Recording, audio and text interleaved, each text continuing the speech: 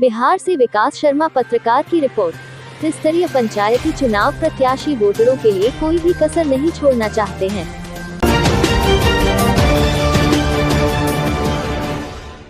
त्रिस्तरीय पंचायती चुनाव को लेकर सिंबल वितरण होते ही प्रत्याशी वोटरों के लिए कोई भी कसर नहीं छोड़ना चाहते हैं। हम बात कर रहे बिहार के कैमूर से दुर्गावती प्रखंड के जेवरी पंचायत की बात कर रहे हैं, जहां से 3 प्रत्याशी मैदान में उतरे हुए हैं। आपको बता दूं कि कवरेज के दौरान जनसंपर्क पुष्पा देवी प्रतिनिधि जयप्रकाश यादव का जनसैलाब देखने को मिला। ऐसे में जनसंपर्क करते हुए उन्होंने जनता को भरोसा दिया, क्षेत्र की विकास करने का बीड़ा उठा लूंगा और विकास करता रहूंगा। वहीं पर जनता से कहा कि मैं रिटायर फौजी सेना में अपना योगदान बेहतर तरीके से दिया और अब चाहता हूं कि गांव में अपना योगदान दूं और गांव की विकास करूं। वहीं जब जनता से हमारे संवाददाता ने बात किया तो कहा कि पिछले मुखिया शिक्षा से लेकर नल जल आवास योजना, वृद्धा पेंशन कोई भी कार्य नहीं किया। हम लोग ऐसे प्रत्याशी को चुनना चाहते हैं जो कि कर्मठ और ईमानदार हो। प्रत्याशी पुष्पा देवी ने बताया कि इस तरह से जनसंपर्क कर रहा हूं, लोगों के बीच एक बार मौका दे इसलिए जा रहा हूं। जयप्रकाश यादव ने कहा कि यदि मैं मुखिया बनता हूं तो सबसे पहला कार्य मेरा दिल्ली और गली का कार्य होगा, उसके बाद विकास के पथ पर चलने के लिए मैं तैयार रहूंगा। वहीं पर विरोधियों के ऊपर तंज कसते हुए बताया कि जातिवाद की राजनीति करते हैं लोग, जातिवाद में ही जनता फंसी रह जाती है। इस बार जनता ने मूड बना लिया है, इस बार जातिवाद नहीं विकास चाहिए। नमस्कार, मैं हूं विकास शर्मा, अल्पायु एक्सप्रेस बिहार में आपका स्वागत है। और मैं यहां पर आया हूं कौन बनेगा मुखिया को लेकर।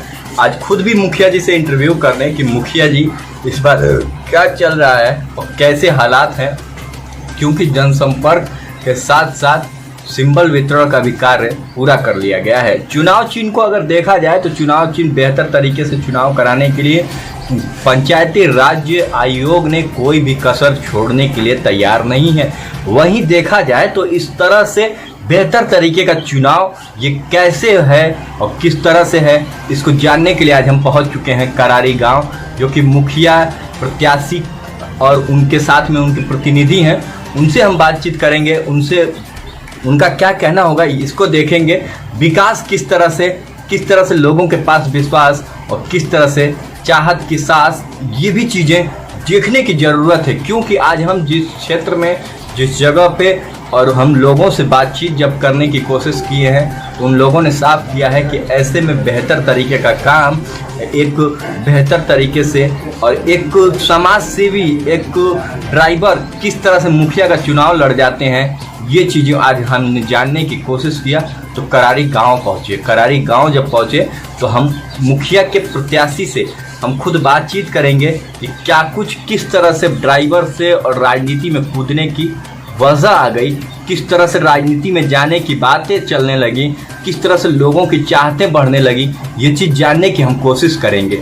ये भी बताते चलें कि जिस गांव में आज हम पहुंचे हैं वो गांव बेहतर तरीके का गांव, ये लोगों से बेहतर, एक चाहतों की भरी हुई एक शिक्षा के क्षेत्र में बेहतर माना जाना ये गांव, एक अच्छा खासा विभाग, एक अच्छा खासा बेहतर सिस्टम पे चलने वाला, एक विकास के क्षेत्र में रहने वाला ये गांव आज हमारे बीच। मुखिया के प्रतिनिधि, हम उनसे बात करेंगे कि क्या कुछ है जनसंपर्क में गए और मुद्दाएं क्या हैं, क्योंकि अब चुनाव काफ़ी दिन नहीं, बहुत नज़दीक। सबसे पहले आप अपना परिचय बता दें। मेरा नाम मोहम्मद जियाउद्दीन खान उर्फ सुद्दू। अस्सलाम वालेकुम, नमस्कार। हमारा इरादा यही है, मैं मुखिया चुनाव में आया जेवरी पंचायत से। मैं इस काम को लेकर चलने के लिए मैं ड्राइवरी से हूँ। मैं ड्राइवरी किया, बहुत सारा जगह में घूमा और बहुत सारा गांव पंचायत देखा। हमारे गांव से कहीं बेहतर काम हुआ है। हमारा गांव अभी बहुत पीछे है और हम इस गांव का नली और गली सबको मेन रोड से जोड़ना चाहता हूं और हर एक पंचायत को मिला करके लेके चलना चाहता हूं। हमारा ख्वाहिश वही है कि मैं ये 5 साल में मैं अच्छा विकास करूं और अच्छा कार्य करूं। हमारा कोई इरादा नहीं था इस बीच में चलने के लिए, लेकिन मैं अपने गांव में आया, मैं देखा कि हमारे गांव का नाली सही नहीं है और नाली के अलावा रोड का पोजीशन बहुत ख़राब था।